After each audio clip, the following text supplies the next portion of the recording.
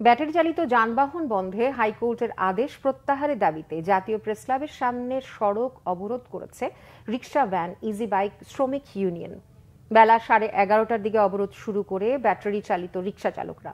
এর আগে সেখানে গণ অবস্থান কর্মসূচি পালন করে তারা। হাইকোর্টের আদেশ প্রত্যাহার সহ বিআরটিএ কর্তৃপক্ষের লাইসেন্স ও যৌক্তিক রুট পারমিটের দাবিও তাদের। চালকেরা বলেন, ব্যাটারি চালিত যানবাহন বন্ধের আদেশে ঢাকা মহানগরীতে 8 থেকে 10 লাখ চালক কর্মহীন হয়ে পড়েছে। বিকল্প কোনো ব্যবস্থা না করে চলাচলে নিষেধাজ্ঞা দেওয়ার সমালোচনা করেন তারা। এ সময় ব্যাটারি চালিত যানবাহন চলাচলে নীতিমালা প্রণয়ন, চালকদের ড্রাইভিং লাইসেন্স প্রদান ও আন্দোলনে আটক ও গ্রেফতারকৃতদের অবিলম্বে মুক্তির দাবি জানান তারা। দাবি আদায় না হওয়া পর্যন্ত লাগাতার কর্মসূচি পালনেরও ঘোষণা তাদের।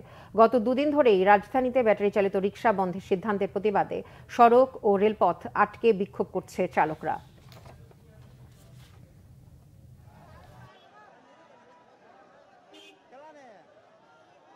আমরা যে কিস্তিতে উঠে যে গাড়িটা কিনছি, কিনা 2টা মাস আমরা ব্যবহার করতে পারি নাই। এখন আমাকে নির্দেশনা দিয়েছে অটো চলবো না, আমরা মেন রাস্তায় দরকার পড়ে রাত 8টা 9টার পরে আসবো। আমাকে একটা সিদ্ধান্ত দেওয়া হোক যে তোমরা এই রাস্তায় পর্যন্ত চালাইবা, রাত 10টা কি 9টার পরে 8টার পরে মেন রাস্তায় আসবা। আমরা শৃঙ্খল ভাবে যাতে নিয়ম নীতি মেনে রুটে চলতে পারি, এই জন্যই আমরা এখানে অবস্থান করা। আমরা যদি অটো চালাতে না পারি তাহলে আমরা ঋণ দেবো কিভাবে, আমরা খাবো কিভাবে? আমাদের কর্মস্থান দিয়ে তারপর অটো আমাদের বাতিল করতে হবে, নাহলে আমাদের অটো চলবে চলবে চলবে। আমরা চাচ্ছি যে অটোটা বৈধ হবে। 12 লক্ষ মানুষ অটো চালায়, এই লোকগুলো করবো কি? এই লোকগুলো কি না খেয়ে মারবো? অটোটা কিসের জন্য ডিজিটাল হবে না? মানুষ হয়ে মানুষকে পেটেল মেরে টাইনে নিতে হয়, আমাদের অনেক কষ্ট হয়। আমরা চাই রিক্সাটাও ডিজিটাল হোক।